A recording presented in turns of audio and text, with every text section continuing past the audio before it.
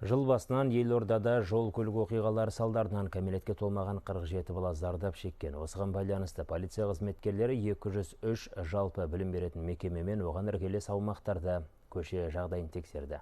180 жаяу жүргіншілер өтпесіне жол таңбасын қойды. 87 жол белгісін ауыстырды.